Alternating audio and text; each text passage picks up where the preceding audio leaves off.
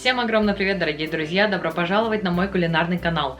Сегодня мы с вами готовим очень вкусную курочку по-двински. Малоежки уже проверили этот рецепт на своем мукбанг канале, рекомендуем на 100%. Переходите по ссылочке на наш мукбанг канал, дегустируйте вместе с нами и готовьте тоже вместе с нами. Также, кто еще не знаком с нашим семейным каналом, ссылочка, как всегда, внизу в описании под этим видео. Переходите, знакомьтесь, добро пожаловать, будем рады видеть каждого из вас. Ну а сейчас оставайтесь со мной, я вам подробно расскажу, как приготовить вкуснейшую курочку по-двински. Мы начинаем!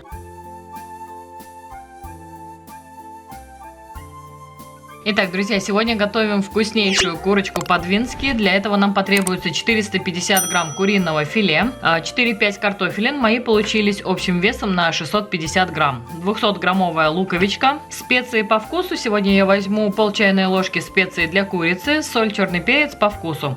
300 мл сливок 33% и кусочек сыра в количестве 200 грамм. Для начала нам необходимо нарезать курицу и замариновать ее. Куриную грудку нарезаем кубиками. Здесь есть большая грудка, малая грудка. Малую грудку отделяем от большой и толщиной примерно 1,5-2 см разрезаем на полоски. Далее полоски разворачиваем и разрезаем кубиками 1-1,5 см. Таким образом у нас получаются вот такие кубики. Таким образом нарезаем полностью всю куриную грудку. Куриную грудку я нарезала, отправляю в чашку, в которой буду ее мариновать. Также к грудке отправляю пол чайной ложки специй для курицы. Также к куриному филе добавляем 2 зубчика чеснока, а также 1 столовую ложку растительного масла. И все хорошо перемешиваем. Пока убираем в сторону, пусть курица наша маринуется. Далее я беру свой любимый станок. Нам необходимо нарезать картофель кольцами. Если нет такого станка, просто ножом нарезаем кольцами толщиной примерно 3-4 мм. Я нарезаю на своем любимом станке. Пока картофельна была большая и мои руки были далеко от лезвия, я не пользовалась плододержателем. Как только мои руки приблизились к лезвию, я использую плододержатель для безопасности. Вот такой толщиной получаются у нас с вами картофельные колечки. Таким образом, сейчас нарежу полностью весь картофель, затем покажу, что делать дальше. Итак, друзья, картофель я нарезала. Также включила духовку для разогревания до 180 градусов. Нам необходимо, чтобы духовка была заранее разогрета. Далее берем форму для запекания и картофель укладываем вот так внахлёст. По вкусу солим, также по вкусу перчим. Наливаем буквально столовую ложку растительного масла, небольшое количество, и укладываем оставшийся картофель. Картофеля у меня получилось много, поэтому у меня будет 2 слоя картофеля. Второй слой картофеля также посыпаем солью по вкусу, черным перцем.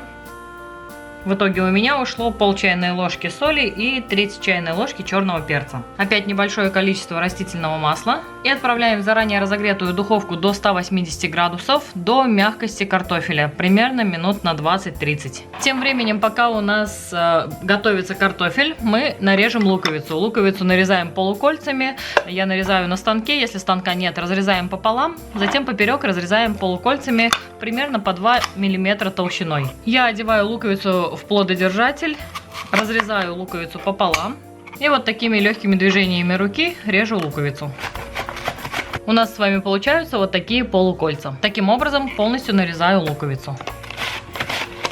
Луковицу я нарезала, пока убираю в сторону, она будет ждать своего часа. Далее нам необходимо с вами замаринованную ранее куриную грудку слегка обжарить на сковороде в небольшом количестве растительного масла. Наша задача не приготовить полностью куриную грудку, а лишь запечатать ее со всех сторон. Сковороду устанавливаю на плиту, зажигаю максимальный огонь. Отправляю в сковороду небольшое количество растительного масла, буквально 1 столовую ложку. Ждем, когда масло и сковорода очень хорошо прогреются. Итак, сковорода у нас очень хорошо прогрелась. Отправляем куриное филе. Как я уже сказала, обжариваем куриное филе не до готовности, а запечатываем полностью куриное мясо, чтобы не выходил сок. Куриное филе стараемся много не перемешивать. Как только с одной стороны почувствовали, что запечаталось мясо, перемешиваем и запечатываем филетку с обратной стороны. Все, друзья, этого достаточно. Буквально в течение 3-4 минут на максимальном огне мы обжаривали куриное мясо. Далее ждем, когда приготовится картофель. Итак, друзья, картофель побыл у нас в духовке в течение 30 минут. Стал мягким. Сверху на картофель отправляем куриное филе, которое мы с вами ранее обжаривали. Масло и все чесночные фрагменты тоже стараемся отправить в форму для запекания. Распределяем куриное филе равномерно. Далее сверху отправляем заранее нарезанный лук. Духовку мы не выключаем, также до 180 градусов она у нас остается прогретой. Далее берем сливки. В сливки добавляем пол чайной ложки специи для курицы и хорошо перемешиваем. И теперь этими сливками заливаем наше блюдо. Далее блюдо отправляем опять в разогретую до 180 градусов духовку еще на 15 минут. Тем временем, пока наша запеканка находится в духовке, мы натрем на крупной терке сыр. Сыр берем абсолютно любой, твердых сортов. Вот такая сырная стружка у нас с вами получается. Таким образом полностью натираю кусок сыра. Сыр я натерла, пока он будет ждать своего часа. Ждем, когда пройдет 15 минут. Итак, друзья, прошло у нас еще 15 минут. Лук стал мягким. Далее все это дело посыпаем обильно сыром, который мы ранее с вами натерли. И снова отправляем в духовку при тех же 180 градусов еще на 10-15 минут, чтобы расплавился сыр и легкая образовалась корочка. Не дожидаемся активной корочки, чтобы сыр был мягким все-таки. 10-15 минут максимум. Ну что, друзья, посмотрите, какая красота и вкуснота у нас с вами получилась. Сейчас сделаем вот так. Чик. Вот так. Все очень-очень за счет сливок сочное. В общем, это надо однозначно пробовать. Пробовать, есть. Вот такая вот запеканочка у нас с вами получилась. Нам с Алексеем уже не терпится все это попробовать на нашем мукбанг-канале, куда мы вас всех и приглашаем. Ссылка, как всегда, внизу в описании под этим видео. Ну а это видео, если вам понравилось, ставьте мне, пожалуйста, пальчики вверх, подписывайтесь на канал, пишите комментарии, нам очень приятно с вами общаться. Это мотивирует снимать для вас еще больше вкусных и интересных рецептов.